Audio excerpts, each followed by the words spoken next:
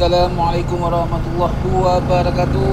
Okay guys, so hari ni kita nak test ride Modernas Z15 GT So hari ni kita nak test tengok dia punya suspension, dia punya power motor, dia punya kesedapan, keselesaan dengan handling. Okay, so untuk aku yang aku tengah bawa ni, untuk dia punya handle okay, handle dah okay. Kita nak celah-celah pun bagi aku tak ada masalah, it's okay. Sedap. Dia punya engine ni memang smooth engine dia sangat-sangat smooth dia punya engine. Cuma gear tu mungkin dia keras sikit, tak tahulah, mungkin motor baru lagi ke kan. Tapi untuk kesedapan engine memang smooth sangat-sangat lah. Untuk handling pun ni aku tengah bawa slow, tengah-tengah jalan jam ni, tengah celah-celah ni okey saja.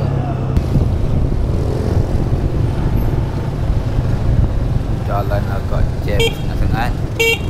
Oh, betul lah. Oh, not bad juga dia punya horn. Sekejap. Okey. Guys, untuk dia punya suspension depan dengan monoshock belakang, untuk aku puasa not bad, okey, sedap, tak keras sangat, tak lembut, tapi taklah dia macam yang dekat tak ada masalah. Okey, so untuk low RPM relax, santai lah. Alamak, miss gear pula lah. Gear dia agak ketat sedikit lah. Untuk low RPM ni, untuk high RPM lagi kita tengah try tengok. Mungkin ni baru lagi, dia masih segar lagi. Kita layan dulu sekejap lagi, aku dah pusing satu round, dah lakukan test ni untuk high RPM. Ok, untuk Z15 GT ni aku nak komen apa-apa pun rasa tak sangat, sebab motor ni pun lebih kurang macam super moped yang lain lah, macam Y15, Y16.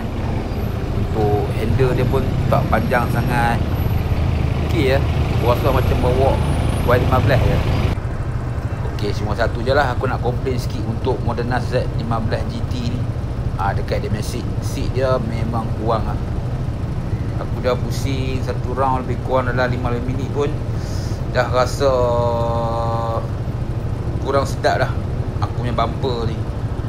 Seat dia agak keras sedikit dan tak cukup lebar macam LC dengan Y15. Tapi yang lain semua okey. Okey, let's go. Kita nak test power sikit.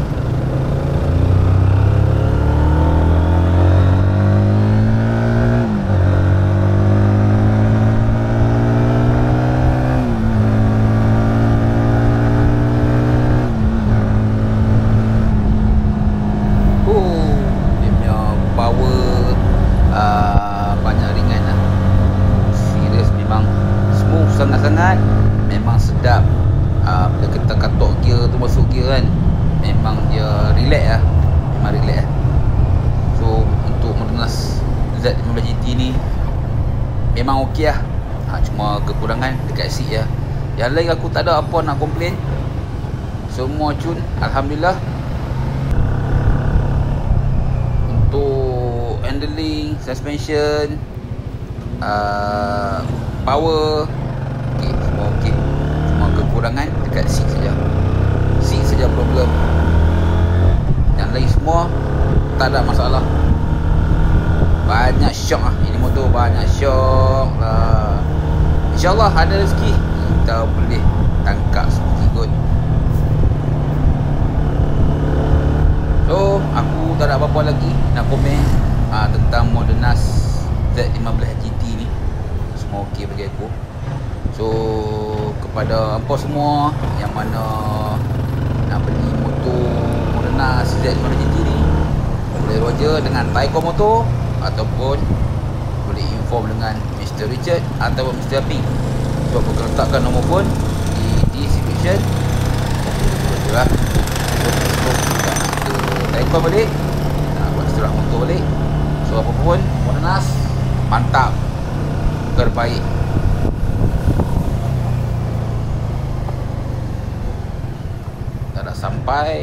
Sudah sampai di Taikon.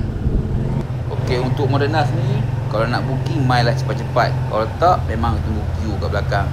Bukan kaleng-kalengnya. Memang ramai yang dah order motor Modernas Z15 GT ni. Nak booking boleh roger dengan Taikon Motor. Okey guys, jumpa lagi. Assalamualaikum warahmatullahi wabarakatuh. Bye.